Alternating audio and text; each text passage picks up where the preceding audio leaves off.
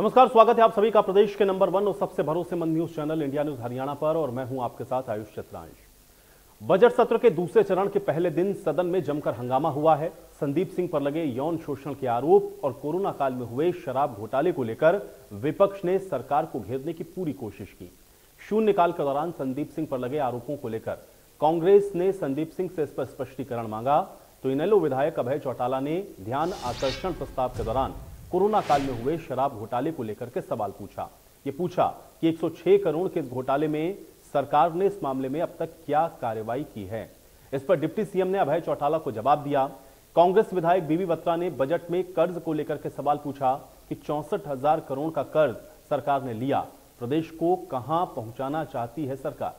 वहीं मुख्यमंत्री ने अवैध इमारतों के सवाल पर भी कहा कि ग्रीन बेल्ट पर बनी अवैध इमारतों पर सरकार सख्त कार्रवाई कर रही है और अब तक कई इमारतों को ध्वस्त किया जा चुका है।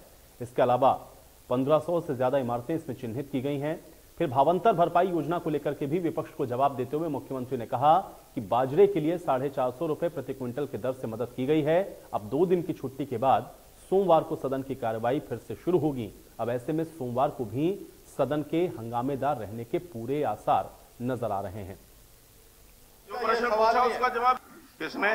ये जो है ये ठीक बात है, आपने कहा जब तक दोष साबित नहीं होता कोई गुनाहगार नहीं है। लेकिन मंत्री हैं हमारे, एक विभाग उनसे दिया गया। मैं ये पूछना चाहता हूं, वो विभाग उनने अपनी मर्जी से दिया या मुख्यमंत्री ने वापस दिया? ये तो वापस दिया तो क्यों लिया? ये मुख्यमंत्री जी का प्रोरोगेटिव है, इसके अंदर आप कोई भी उसको वो नहीं कर सकते है। लेकिन ये कह के लिया गया था क्योंकि ये एलिगेशन लगा, इस तरह से विभाग दे दिया मैंने या ले लिया। इस बात का करें तो अच्छा होगा कि मंत्री जी खुद अपना अगर देखिए, अगर इंक्वायरी ने तो कह दिया था इंक्वायरी की रिपोर्ट आएगी, अगर उनके खिलाफ आएगी तो निश्चित तौर पर एक्शन होगा। इस हाउस में उठे हैं तो स्पष्टीकरण भी दिया है जिसके खिलाफ क्या उन्हें उठ के कहा ये गलत है। ये कहेंगे ये कहते हैं ये गलत है। नहीं वो तो कहा ही है। नहीं मंत्री जी, मैं मुख्यमंत्री मुख्यमंत्री कहते हैं गलत है। ऐसा है कि देखिए अभी इंक्वायरी चल रही है, जब तक इंक्वायरी की रिपोर्ट नहीं आ जाती किसी भी कंक्लूजन के ऊपर पहुंचना ठीक नहीं है। मैं इस महान सदन का ध्यान एक अति लोकहित के विषय की ओर दिलाना चाहता हूं। महोदय, कोरोना महामारी के दौरान लॉकडाउन के समय प्रदेश में बहुत बड़े स्तर पर शराब के कई घोटाले हुए थे, जिसकी जांच के लिए एसएटी भी खरखोदा के मामले में गठित की गई थी। परंतु बड़ी हैरानी की बात है कि अभी तक उस एससीटी की जांच रिपोर्ट सार्वजनिक नहीं की गई, जिससे प्रदेश की जनता को पता चल सके कि इस शराब घोटाले में जांच के दौरान कौन कौन दोषी पाए गए तथा दोषियों के विरुद्ध क्या कार्रवाई की गई। सरकार सदन को भी अवगत कराए कि शराब घोटाले की जांच के लिए अन्य जिलों में की गई जांच कमेटी की रिपोर्ट का स्टेटस क्या है। शराब घोटाले को लेकर वह जांच के तथ्य सामने न आने के कारण जनता में सरकार के प्रति गहरा रोष व्यक्त है। Sir, the government has taken the following step in this regard. One, constitution of my SCT. It was informed that White Order number 20, dated 11/5/20, government constituted a SET under the chairmanship of retired IAS, that time sitting IAS PC Gupta, then the additional chief secretary to the government of Haryana, to inquire of the matter of theft of liquor from the recovered stocks in temporary warehouses at Kharkhoda Matendu Road, Sonipat, Haryana. On 30/7/20, the special inquiry team submitted its report to the government with the recommendation of the following appropriate actions against the individual officials and officers from the lapses mentioned in the report, and also suggested the recommended measure of systematic improvement in functioning of excise department. Based on the necessary report, necessary actions have been taken as elaborated in the following paras. Further, it has been decided by the government that whole matter be provoked by then the state vigilance and now the anti-corruption bureau. बड़े लंबे लंबे भाषण दिए गए, 80-80 page का budget का speech पढ़ी गई। अध्यक्ष महोदय, ये बजट बिल्कुल खोखला है, आधारहीन है और मैं कहूंगा कि ये बहुत बड़ा जुमला है। पुरानी शराब को नई बोतल में भरा गया है, कुछ भी नया नहीं। हमने कराया गया है, जब बताऊंगा ना सारा का सारा हरियाणा कर्जे में डुबो दिया। अध्यक्ष महोदय, ये प्रश्नों में से प्रश्न ऐसे निकल रहे हैं, कुल मिलाकर के जितनी प्रॉपर्टीज की चिन्हित की गई हैं, उस हर प्रॉपर्टी का इसमें जवाब है कि कौन सी प्रॉपर्टी किस प्रकार की है, वो रेजिडेंशियल है या कमर्शियल है, उसकी डिटेक्शन कब हुई, कब उसकी जानकारी हमको मिली और कब उसका हमने उसके खिलाफ कार्रवाई की है, कब उसका एफआईआर की है, कब उसको डिमोलिशन किया है, जितनी डिमोलिशन होगी उसकी डेट दे दी है, जिनके खिलाफ एफआईआर कर दी है, बाकी जिनको नोटिस दिया उनका जवाब का टाइम उनको देना पड़ेगा। एक प्रोसेस है, तो हर एक प्रॉपर्टी का दिया है। इसके बाद भी अगर कोई पर्टिकुलर शिकायत किसी प्रॉपर्टी की होगी उसका जवाब अलग देंगे। ये टोटल 1500 जो बताई जा रही हैं, सबका एक एक करके हो, हमारे पास 1500 जो सूची वो ये है। बाकी आपके पास कोई अतिरिक्त और हो तो आप बता दो हमें। मैं बता रहा हूं बाजरा, पहली बात तो है कि हमारी सरकारी खरीद जो है वो जो नेफेड करता 25% वो भी शुरू नहीं हुई है। जहां तक हैफेड के द्वारा खरीदे जाने की बात है, हैफेड अपना कमर्शियल परचेज करती है और कमर्शियल परचेज बाजार भाव पर हमेशा कर सकती है, लेकिन इसके बाद भी नेफेड ने जो है 5450, बाजरा नहीं, ये सरसों की बात कर रहा हूं। जहां तक बाजरा की बात है, जहां तक बाजरे की बात कर रहा हूं, बाजरे क्या कह रहा हूं, 450 रुपया एक रेट तय हो गया ऑन एवरेज तय होने के बाद सरकार ने तय किया 450 देंगे। बाद में कोई किसी भाव बेचे, किसी भाव खरीदे, HAFED is not government. HAFED अपनी एक पीएसयू है, वो कमर्शियल रेट पर अपने बाजार भाव से खरीद सकती है। चाहे उनको 1750 क्या, उनको 2200 खरीदना पड़ेगा तब भी वो खरीदेंगे। हमने 450 सबको देना है, उसके कम ज्यादा बेचना ये किसान का और खरीदार का दोनों की मर्जी है, जैसा मर्जी। तो चलिए, पक्ष और विपक्ष दोनों को आपने सुना। बजट से ये चर्चा शुरू हुई और उसके बाद भावांतर भरपाई योजना, शराब घोटाला और अवैध जो निर्माण है उस पर क्या कार्रवाई की गई, इन सब पर तीखी बहस हुई है और इसी से संबंधित कुछ सवाल हैं और उसके बाद आज की चर्चा में आगे बढ़ेंगे। सवाल आज की बड़ी बहस का पहला यह है कि सदन में जो हंगामा हुआ है, लेकिन जनहित के जो मुद्दे हैं उस पर सार्थक चर्चा आखिर कब और कैसे होगी, ये बड़ा महत्वपूर्ण है। दूसरा सवाल ये कि हमें हंगामेदार कार्रवाई के बीच में जो महत्वपूर्ण बिल हैं वो कैसे पास होंगे।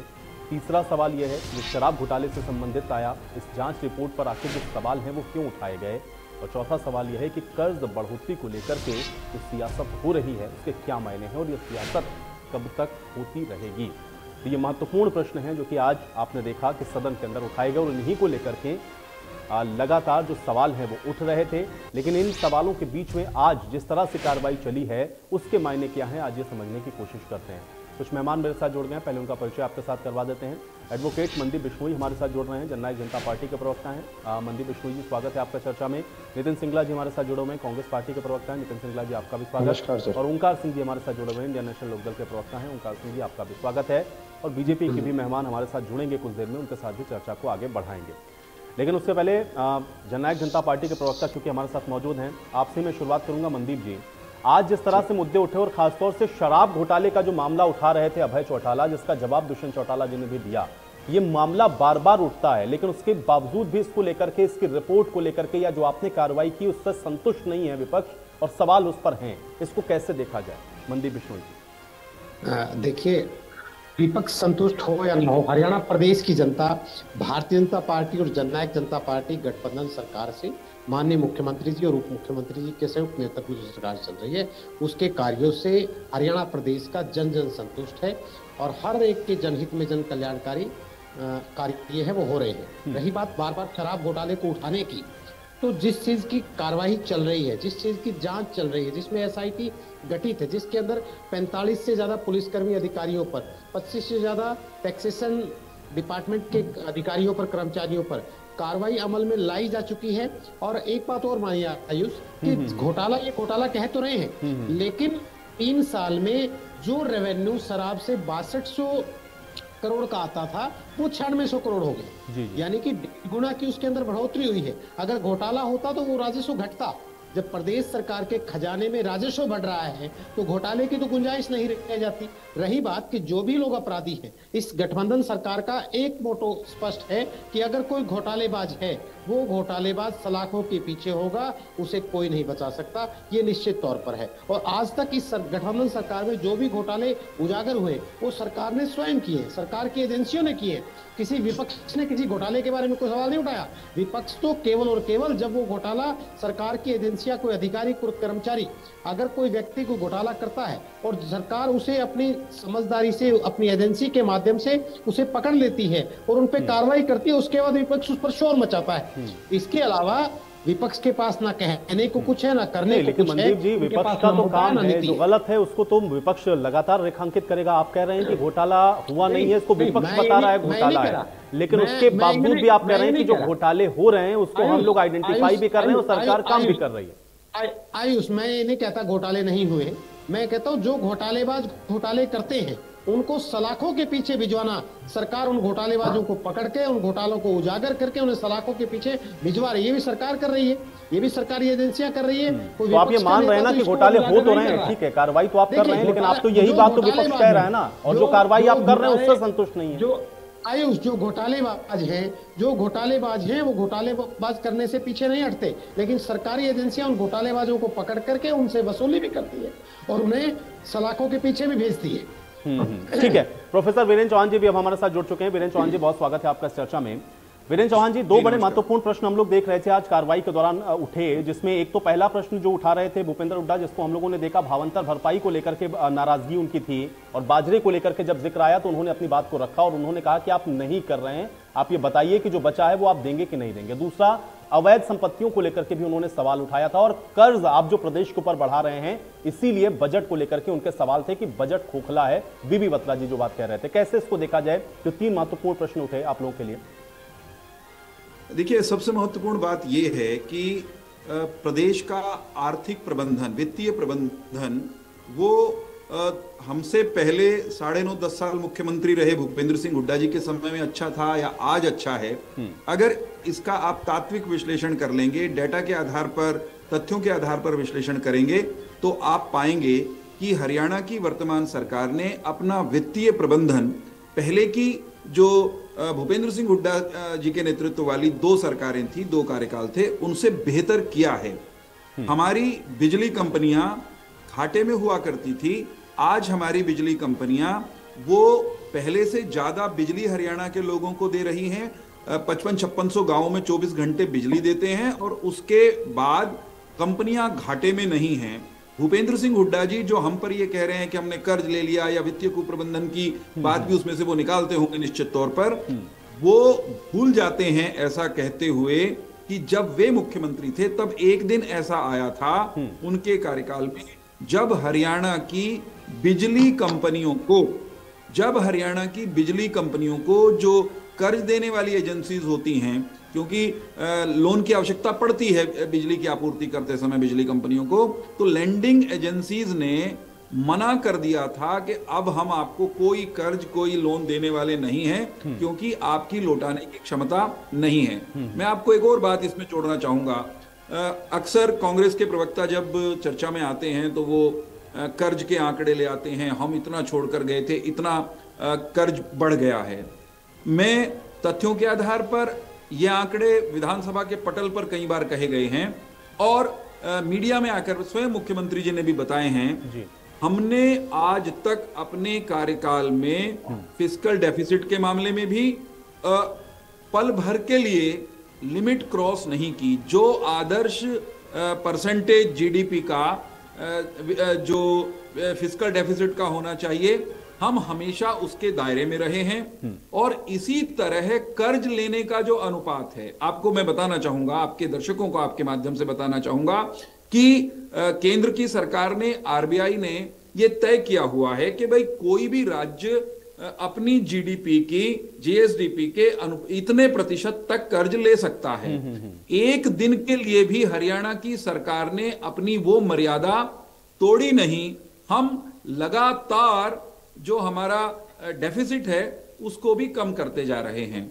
रही बात फसलों की खरीद में किसान को क्या मिल रहा है, क्या नहीं मिल रहा है, जब भूपेंद्र सिंह हुड्डा जी शासन में थे उस समय उन्होंने स्वामीनाथन आयोग की रिपोर्ट को 5-6 साल तक खूंटी पर टांग के रखा। लागत से 1.5 गुना फसल का दाम, समर्थन मूल्य जो है, न्यूनतम समर्थन मूल्य वो मिलना चाहिए, ये सिफारिश की हुई थी स्वामीनाथन आयोग ने। इनका समय था, इनके हाथ में था, ये कमेटी के अध्यक्ष रहे स्वयं मुख्यमंत्रियों की, जिसको इस बारे में अंतिम निर्णय करना था। इनके नेतृत्व में वो निर्णय नहीं हो पाया। हम जब केंद्र में सरकार में आए तो केंद्र की सरकार ने न्यूनतम समर्थन मूल्य लागत से 1.5 गुना दिया जाए, ये सुनिश्चित किया। इसका कानूनी प्रावधान स्वतंत्र भारत में पहली बार हुआ। और हरियाणा में न्यूनतम समर्थन मूल्य पर खरीदी जाने वाली फसलें वो किसी भी दूसरे राज्य से, कांग्रेस के शासित राज्य हमारे पड़ोस में पंजाब है, पंजाब था पहले और अब राजस्थान अभी तक है, इनसे भी अधिक, बिल्कुल पड़ोसियों से, जहां खेती है खूब सारी, उनसे अधिक फसलें हम खरीदते हैं। 1.5 दर्जन के करीब फसलें हम समर्थन मूल्य पर खरीदते हैं। हम किसान के खाते में सीधा पैसा डालते हैं। हम किसान को अगर उसकी पेमेंट देने में देरी हो जाए किसी कारण से, हम उसका ब्याज देते हैं। तो हमने किसान के हित में बहुत सारे काम किए हैं। सब्जियों में भावांतर भरपाई लेकर के आए, और भावांतर भरपाई का अर्थ यह होता है कि बाजार का भाव जो है उसका जो गैप रह जाए वो सरकार दे दे। हमने जहां भावांतर भरपाई देने का निर्णय किया, हमने भावांतर भरपाई दी है। भावांतर भरपाई तो योजना ही हम लेकर के आए, हमारे जैसी ऐसी कोई योजना ना भूपेंद्र सिंह हुड्डा जी लेकर आए। और कह रहे हैं कि भूपेंद्र सिंह हुड्डा सिर्फ बातें जो कह रहे हैं उसके पीछे कोई आधार या कोई आंकड़ा नहीं। सिंगला जी, एक तो जो कर्ज का मुद्दा उठाया उसका भी जवाब और भावांतर भरपाई का। केवल एक वाक्य कह रहा हूं। हरियाणा, राजस्थान जो कि कांग्रेस शासित प्रदेश है, उससे बेहतर ढंग से सरसों के दाम देता है, उससे बेहतर ढंग से बाजरे की खरीद इस प्रदेश में होनी शुरू हुई है। उसके बावजूद भी भूपेंद्र सिंह हुड्डा जी ये कहते हैं कि किसानों को खरीद में दिक्कत हो रही है, किसानों की फसल की बिक्री में दिक्कत हो रही है। तो मुझे ये कहना पड़ेगा कि किसान के घर तो आप पैदा हुए भूपेंद्र सिंह जी, हालांकि उनका परिवार तो एक तरह का रजवाड़ा परिवार है, उनके दादा के जमाने से विधायक मंत्री बनते आए हैं। उनको खेती खूती से लंबा चौड़ा शायद उनका डायरेक्ट नाता ना हो, लेकिन इतना भी नाता नहीं टूटना चाहिए कि किसान जो प्रसन्न है, जो खुश है, उसकी बात आंकड़े रखे जा रहे हैं। और ये तुलना भी की जा रही कि आपके शासित प्रदेशों से तो बेहतर स्थिति में है, चाहे आप फिजिकल डेफिसिट की बात करें, राजस्थान की तरह बाजरा किस बात से फसलों की बात करें, राजस्थान में सरसों कैसे खरीदी जाती है, बता दें सिंगला जी। सबसे पहले तो मैं आग्रह करूंगा वीरेंद्र जी से कि जब वो बोल रहे थे तो उनके बीच में किसी भी साथी प्रवक्ता ने बोलने का काम नहीं करा, तो वो सभ्यता से इस डिबेट का, देखिए सभ्यता का भाषण तो मत कराइए, आपसे ज्यादा सभ्य, आपसे बेहतर और सभ्य स्थिति में हूं मैं। सभ्यता सिखाने के लिए नितिन सिंगला की आवश्यकता नहीं है। इस पैनल में नितिन सिंगला के उपदेश की जरूरत नहीं है। Mind your language, mind your परिवार से है, माइंड योर लैंग्वेज। आपको पता होगा कि चौधरी भूपेंद्र सिंह हुड्डा रजवाड़ा परिवार से नहीं, महान स्वतंत्रता सेनानी परिवार से जरूरत नहीं है। आपको सभ्यता होती तो आपको पता होता। चलिए ठीक है, अभी जवाब लेते हैं, जवाब लेते हैं, जवाब। एंकर महोदय एक वाक्य कहने दीजिए। अगर ये उपदेशक, ये कौन होते हैं सभ्यता सिखाने वाले? औकात क्या है? रजवाड़ा परिवार से। ठीक है वीरेंद्र, आपको पता भूपेंद्र सिंह हुड्डा रजवाड़ा परिवार। ठीक है, मुद्दे पर आइए, मुद्दे पर आइए। आप सर्टिफिकेट देंगे नितिन जी, विषय पर आइए। नितिन जी विषय पर आइए। ये समय खराब करने से कुछ नहीं होगा, ये समय खराब करने से नहीं होगा। सिंगला जी समय मिला है, अपना समय में अपनी बात को रखें, बात रखें। सिंगला जी आप सुनिए। सबसे पहले तो मैं साथी प्रवक्ता को करेक्ट कर दूं। चौधरी भूपेंद्र सिंह हुड्डा जी महान स्वतंत्रता सेनानी परिवार से हैं। अपने इन शब्दों को वापसी ले। रजवाड़ा परिवार आपको जब इतिहास की जानकारी नहीं है, पहली बात। दूसरी बात, सबसे बड़ी बात, इन्होंने कहा राजस्थान, भूपेंद्र सिंह हुड्डा। आपने इस डिबेट के अंदर 15 बार भूपेंद्र सिंह हुड्डा जी का नाम लिया। महाशय कृपया करके जो वर्तमान की स्थिति है, मनोहर लाल खट्टर जी का भी नाम ले लीजिए कि उनकी सरकार में क्या हो रहा है। भूपेंद्र सिंह हुड्डा जी के कार्यकाल को याद दिला दूं तो 9 साल के कार्यकाल में एक भी धरना प्रदर्शन ना ही किसी किसान के द्वारा, किसान संघ के द्वारा, ना ही कर्मचारी संघ के द्वारा, ना ही छात्रों के द्वारा, ना ही युवाओं के द्वारा, ना ही व्यापारियों के द्वारा किया गया। लेकिन बड़े दुर्भाग्य की बात है कि ये मनोहर लाल खट्टर की सरकार ने पिछले 8 वर्षों में हर वर्ष, हर महीने 365 दिन किसी ना किसी वर्ग के द्वारा प्रदर्शन को और उसके विरोध को झेला है। तीसरी बात, माननीय जी को मैं बता दूं कि भारतीय जनता पार्टी के नेतृत्व में, मनोहर लाल खट्टर जी के नेतृत्व में 3.5 लाख करोड़ का कर्ज हरियाणा प्रदेश के कंधों पर मनोहर लाल खट्टर जी ने देने का काम किया है। चौधरी भूपेंद्र सिंह हुड्डा जी ने जब 2004 में कार्यकाल संभाला, 4 से 5 में, तो सिर्फ और सिर्फ 34,000 करोड़ का कर्ज था। 10 साल के कार्यकाल के बाद में जब 2014 तक कार्यकाल जब तक उनके पास था, यह कर्ज सिर्फ 65,000 करोड़ का हुआ, जिसमें सिर्फ 30,000 करोड़ की बढ़ोतरी हुई। और आज आप लोगों ने, भारतीय जनता पार्टी ने 8 वर्ष के कार्यकाल में 3.5 लाख करोड़ का कर्ज कर दिया। आज हर व्यक्ति विशेष, हर पैदा हुए जन्मे व्यक्ति के कंधे के ऊपर 1,000 रुपए का कर्ज आप देकर छोड़ रहे हैं। आप बात कर रहे हैं राजस्थान की, कृपया करके बात करें हरियाणा की। आज आप क्या कर रहे हैं? किसानों के साथ आज तक आपने जो गन्ना मूल्य जिसके आपने उनको वादा किया था, पिछले सत्र में भी गन्ना मूल्य को लेकर चर्चा हुई, आपने आज तक उसको संपूर्ण नहीं करा। गन्ना किसान सड़कों पर थे। आज आप बाजरे के लिए भी सदन की पटल से झूठ बोल रहे हैं, बड़ी शर्मिंदगी की बात है। तीसरा मुद्दा, शराब घोटाला। मैं कह रहा हूं हरियाणा प्रदेश में ही नहीं, पूरे देश में पहली बार ऐसा घोटाला है जिसके अंदर रिकवर करी हुई शराब, हरियाणा प्रदेश के एक्साइज डिपार्टमेंट के द्वारा रिकवर करी हुई शराब जो टेम्परेरी गोदामों के अंदर बंद थी, वो आपके ही अधिकारियों, लोकल लोगों की मिली भगत से शराब चोरी हो गई। सालों साल निकल गए, कोविड को गए हुए 2 साल हो चुके, आज तक उसकी कोई जांच नहीं हुई। बड़ी शर्मिंदगी की बात है कि आए गए थोड़े बहुत अधिकारियों पर उसकी गाज घेर के सरकार अपना पल्ला झाड़ना चाहती है। तो मैं आपको बता दूं, आज बेरोजगारी दर पर हरियाणा प्रदेश 37.3 सीएमआई की रिपोर्ट है। अब हमारे साथी प्रवक्ता सीएमआई की रिपोर्ट को, मुख्यमंत्री खट्टर सीएमआई की रिपोर्ट को दरकिनार कर देंगे, लेकिन यही सीएमआई की रिपोर्ट जब उत्तर प्रदेश में आप जब तीसरे नंबर पे देश में आते हैं, अब देखिए दूसरा प्रदेश आ गया ना, तुलनात्मक विश्लेषण में दूसरे प्रदेशों का भी सिर्फ इसी तरह से होता है जैसे यहाँ भी राजस्थान का हो रहा था।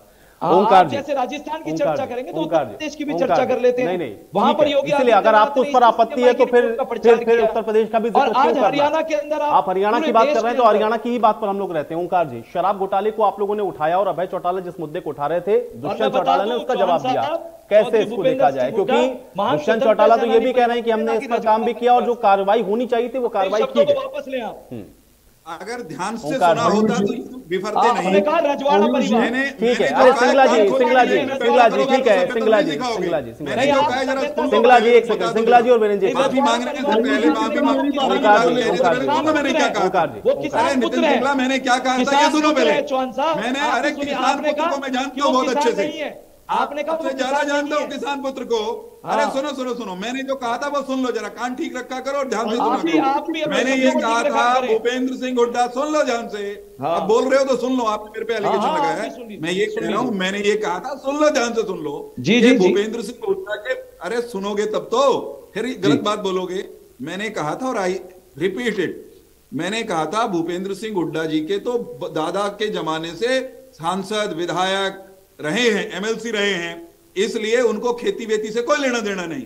रजवाड़ा, आपने कहा रजवाड़ा परिवार। अरे भैया, अगर चलिए ठीक है, लेकिन रजवाड़ा शब्द भी क्या कोई आपत्तिजनक शब्द है क्या? रजवाड़ा परिवार से होना क्या कोई शेमफुल बात है क्या? चलिए ठीक है, नहीं नहीं, ये समय की बर्बादी है, ये समय की खराबी नहीं है। नहीं, इसमें ऐसा कोई आपत्तिजनक बात नहीं है। ठीक है ओंकार जी, ओंकार जी। आयुष जी, मेरी बेनती है कृपया बीच में ना कोई बोले।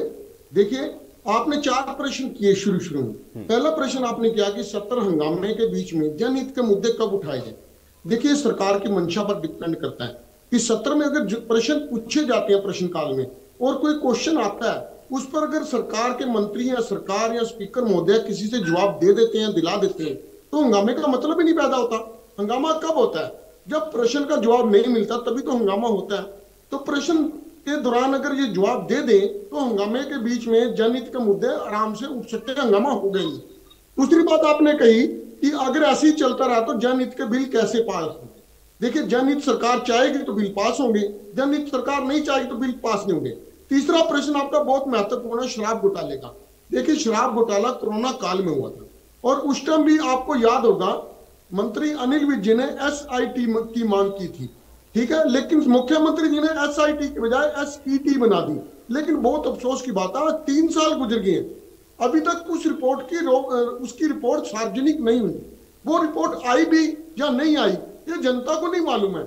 आप जनता के समक्ष रखिए। और बहुत अफसोस की बात है, जेजेपी के जो मनदीप बिश्नोई जी हैं, ये बात कर रहे थे कि रेवेन्यू बढ़ा है, राजस्व बढ़ा है। देखिए, राजस्व बढ़ा इसका मतलब ये नहीं कि आपको घोटाले करने का ठेका मिल गया। राजस्व बढ़ना एक अलग चीज है। आप जनता से राजस्व ले रहे हो, इसका मतलब दूसरी तरफ आप घोटाले करने का लाइसेंस मिल गया। पहली बात तो अगर आपकी SET की रिपोर्ट आ गई है तो रिपोर्ट सार्वजनिक कर दो, जनता के सामने आ जाए, उसमें दोषी कौन था, दोषी कौन नहीं था। इसको सिर्फ इतना कह के कि घोटाले हम खुद पकड़ रहे हैं, भाई सरकार तुम्हारी है, तुम ही तो पकड़ोगे, जनता भी पकड़ेगी, तुम भी पकड़ोगे। फिर तुम ये कहते हो, क्रेडिट लेना चाहते हो कि हम तो सलाखों के पीछे में, भाई बड़ी बड़ी मछलियों को बाहर निकालो, उनको सलाखों के पीछे लेके जाओ, जनता को सामने नजर आए कि शराब घोटाले में इस व्यक्ति ने घोटाला किया और ये जेल के अंदर है, किसी को नहीं पता आज की डेट में। दूसरा, स्पीकर महोदय ने एक आज आर्टिकल की बात करी, आर्टिकल 212 का उन्होंने जिक्र किया संविधान के।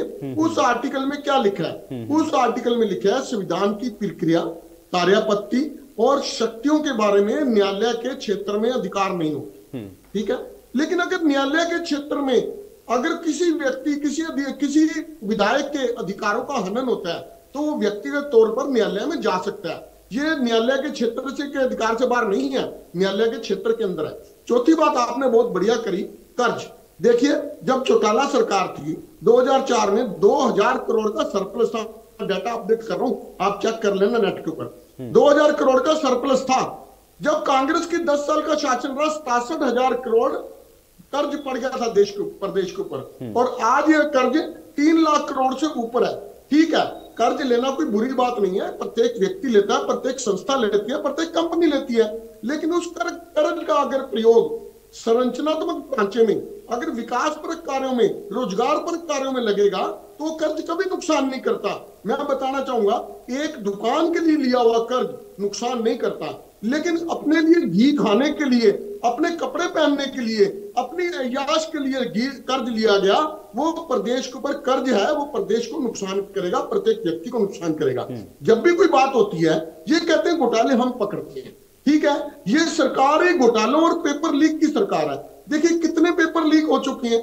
जब भी पेपर लीक की बात आती है, लीपापोती की बात होती है, घोटाले दर घोटाले हो रहे हैं। आज ये कहते हैं, मनदीप बिश्नोई जी कह रहे थे कि प्रदेश का प्रत्येक वर्ग खुश है।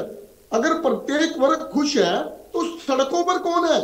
सड़कों पर OPS पेंशन वाले सड़कों पर है, मेडिकल विद्यार्थी सड़कों पर है, किसान सड़कों पर है, और आर्मी के जवान सड़कों पर है, उससे भी ज्यादा सरपंच सड़कों पर है। और एक बात कह के समाप्त करूंगा आयुष जी, ये सरकार जनता पर प्रयोग करती है, मैं बार बार कहता हूं, और ये प्रयोग करने की आदत इनको बहुत माड़ी पड़ेगी। ये 2024 में जनता इन पर प्रयोग करेगी। ये बार बार हर एक किसी पर लाठी उठाते हैं। आप देखिए, किसानों पर इन्होंने अनगिनत बार लाठी चार्ज किया, उसके बाद इन्होंने मेडिकल छात्रों को पर अनगिनत बार मेडिकल चार्ज किया, फिर कर्मचारियों पे किया, OPS पेंशन वालों पे किया, और अब तो इन्होंने हद कर दी, जनता के चुने हुए प्रतिनिधि सरपंचों को पर लाठी चार्ज कर दिया। देखिए, अगर मैं एक उदाहरण देकर अपनी बात को समाप्त करूंगा, आज अगर कहीं WHO, IMF या वर्ल्ड बैंक में कोई मीटिंग होती है, पूरे भारत का एक प्रतिनिधि जाता है। अगर उस प्रतिनिधि को वहां उस सभा में बेइज्जत किया जाता है तो उस प्रतिनिधि की बेइज्जती नहीं है, भारत की बेइज्जती होती है। वो रिप्रेजेंटेटिव है हमारा। आज सरपंच जनता के रिप्रेजेंटेटिव में चुने हुए हैं, जैसे MLA और MP चुने जाते हैं, उनके ऊपर लाठियां बरसाना कहां तक उचित है? फिर लाठियां बरसाने के बाद भी आज भी वो सड़कों पर है। आपने खुद ही कह दिया हूँ गार्जी, देखिए ये तो 2024 में जनता इसका जवाब देगी ना, मैं इसका जवाब लेता हूँ। मनदीप जी, आप कह रहे हैं शराब घोटाले में आपने कार्रवाई की, उसी को लेकर के सवाल अभी भी ये है कि भाई जो रिपोर्ट है उसको सार्वजनिक आप करते नहीं है, छोटे लोगों पर 2-4 अधिकारियों पे कार्रवाई कर देने से आप इस चीज को छुपा नहीं सकते। जवाब दीजिए मनदीप जी। आयुष, ऐसा नहीं है।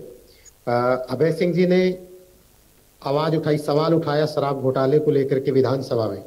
माननीय उप मुख्यमंत्री दुष्यंत चौटाला जी ने उसे बड़े विस्तार से हर रिपोर्ट हर बार पेश करके उसके अंदर क्या कार्रवाई हुई, किसकी अध्यक्ष में, किस कला रामचंद्र IPS है उसकी अध्यक्षता के अंदर एक कमेटी गठित हुई, उसकी रिपोर्ट को उन्होंने सिलसिलेवार विधानसभा के पटल के ऊपर एक एक बात रख दी, उसके बाद सार्वजनिक कुछ रह जाता है, उसके बाद इसकी जांच चल रही है। जैसे ही सब कुछ होगा, अगर आवश्यकता होगी तो सबके सामने भी होगी। और विपक्ष ने सवाल पूछा और उसका जवाब सदन के पटल के ऊपर बड़े विस्तार से दिया गया है। और जहां तक बात इन्होंने कही कि रेवेन्यू बढ़ने से कोई लाइसेंस नहीं मिल जाता था घोटालों का, मैंने ये नहीं कहा कि घोटालों का लाइसेंस मिल जाता है। मैंने कही कि अगर घोटाले होते, अगर कहीं ना कहीं कोई दगाबाजी होती प्रदेश के रेवेन्यू के साथ, प्रदेश के साथ कहीं ना कहीं होता तो रेवेन्यू नहीं बढ़ता।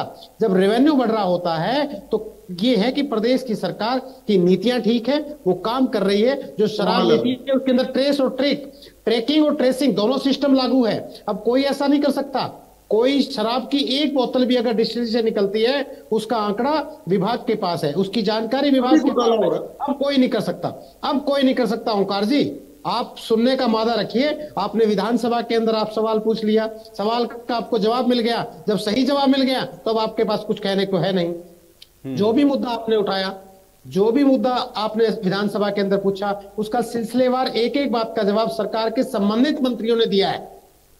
ठीक है, संबंधित मंत्रियों ने एक एक चीज का जवाब दिया है। ना कोई घोटालेबाज बचेगा, ना घोटालेबाज को नहीं, ठीक है, लेकिन घोटालेबाजों पर कार्रवाई तो आप करेंगे ही ना, सरकार आपकी, तो आपको कार्रवाई करनी है, लेकिन ये हो ना, इसको भी आपको इंश्योर करना। वीरेंद्र जी, कर्ज को लेकर ट्रैकिंग और ट्रेसिंग सिस्टम ट्रैकिंग और ट्रेसिंग करिए, लेकिन कम से कम ये कम हो जाए तो विपक्ष को मौका न देंगे आप। वीरेंद्र जी, ये कर्ज को लेकर के सवाल लगातार हैं और हम लोग पिछले कई सेशन से देख रहे हैं कि कर्ज को लेकर के लगातार सवाल, आप बार बार भले ही कहिए कि आप लिमिट के अंदर हैं, लेकिन जो कर्ज ले रहे हैं वो आप लगा कहां रहे हैं, इसको लेकर के विपक्ष का एतराज है, वो पैसा जा कहां रहा है? देखिए, विपक्ष अच्छे से जानता है कि कर्ज लेकर क्या किया जा रहा है।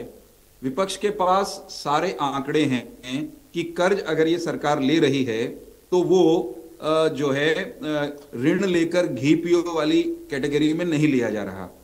ऋण लेकर कोई घी पी ले, कर्ज लेकर घी पी ले तो अपराध होता है, लेकिन कर्ज लेकर अगर इंफ्रास्ट्रक्चर में वृद्धि हो, सड़कें बने, सार्वजनिक भवन बने, विकास पर पैसा खर्च किया जाए तो ये अच्छी अर्थव्यवस्था का परिचायक होता है। जिस किसी ने भी थोड़ा सा भी अर्थशास्त्र पढ़ा है वो ये जानता है कि कर्ज लेना हमेशा गलत नहीं होता और कर्ज बढ़ना भी हमेशा अपराध नहीं होता। हम किसान को कर्ज देते हैं ताकि वो अपनी फसल, अपनी खेती के कारोबार को आगे बढ़ा सके। सरकार, सरकारी बैंक, सरकारी संस्थाएं उद्योगपतियों को भी कर्ज देते हैं ताकि कारोबार आगे बढ़े। ठीक उसी तरह सरकार भी कर्ज लेती है ताकि इंफ्रास्ट्रक्चर पर लगाया जा सके। इस सरकार ने इंफ्रास्ट्रक्चरल डेवलपमेंट जो की है, क्या उसकी मुझे सूची बताने की जरूरत है? इस देश में, इस प्रदेश में आप सड़कों का नेटवर्क बेहतर होता हुआ देख रहे हैं। इस प्रदेश में आपको अस्पताल नए बनते हुए नजर आएंगे, नए विश्वविद्यालय बने हैं, नए कॉलेज बने हैं। महिलाओं के कॉलेज जितने पूर्व की सारी सरकारों ने मिलकर नहीं बनाए थे, उससे ज्यादा महिलाओं के कॉलेज हमने बना दिए। तो हर क्षेत्र में इंफ्रास्ट्रक्चर पर खर्च हो रहा है। किसान को उसकी आवश्यकता के अनुसार सहकारी बैंकों के माध्यम से शून्य ब्याज दर पर ऋण उपलब्ध कराया जा रहा है। विकास के जो ये काम हो रहे हैं, समाज के विभिन्न वर्गों को जो रिलीफ दिया जा रहा है, अगर कर्ज लिया है तो इस काम के लिए लिया है, और कर्ज लिया है तो हरियाणा के लोगों को 24 घंटे, गांव के लोगों को बिजली देने की भी सरकार ने व्यवस्था की है। कहीं यह साबित करने की स्थिति में कोई है नहीं, क्योंकि हमने किया नहीं ऐसा कि कर्ज लेकर हमने कहीं अपनी सुविधाएं बढ़ाने के लिए, या कांग्रेसी जैसे कर्ज लेकर घर ले जाते थे, राजीव गांधी फाउंडेशन के खजाने भर देते थे, ऐसा किया हो। हम पारदर्शिता से काम करने वाली सरकार है साहब। हम में और इनमें, सिंगला जी उंगली उठा रहे हैं, जरा अपनी उंगली को थोड़ी देर के लिए नीचे रख लीजिए, मैं अपनी बात पूरी कर लूं। सिंगला जी, आप जिस पार्टी के प्रतिनिधि हैं, उस पार्टी के नेता और भारत के उस समय के प्रधानमंत्री राजीव गांधी जी स्वयं रिकॉर्ड पर यह कहते हुए उनको सुना, देखा गया कि 100 रुपए दिल्ली से चलता है सिंगला जी के, नितिन जी के गांव या कस्बे के लिए, और जब वो पहुंचता है घिसते घिसते फिल्टर होते होते उसमें से केवल 15 रुपए पहुंचते हैं। आज ये स्थिति है कि नरेंद्र मोदी जी दिल्ली से अगर 2000 रुपए किसान सम्मान निधि की किस्त भेजते हैं तो 2000 के 2000 रुपए मेरे गांव के या ओंकार सिंह जी अगर किसान हैं तो इनके खाते में टन से पहुंच जाते हैं। तो ये अंतर आया है। ये सरकार कर्ज जो ले रही है उसका सदुपयोग इंफ्रास्ट्रक्चर आधारभूत संरचना के विस्तार के लिए कर रही है, आगे भी करेगी। और फिर से दोहराऊंगा, कर्ज लेना, कर्ज का नाम लेकर कर्ज के आंकड़े को उठाकर आप केवल और केवल हल्ला कर सकते हैं। हम कर्ज लेकर प्रदेश के विकास का मार्ग आप उसको इंफ्रास्ट्रक्चर पे या जहां लगाना चाहिए आप उस पैसे को लगा रहे हैं, हम सही जगह लगा रहे हैं। दूसरा, एक ये जो घोटाले की बात बार बार करते हैं ना मित्रवर, कौन लोग हैं ये जो बड़े जिनकी जुबान पर हर तीसरा वाक्य घोटाला घोटाला है? ये वो लोग हैं, खास तौर पे कांग्रेस की बात मैं कहूंगा, कम तो हमारे ओंकार जी की पार्टी भी नहीं रही।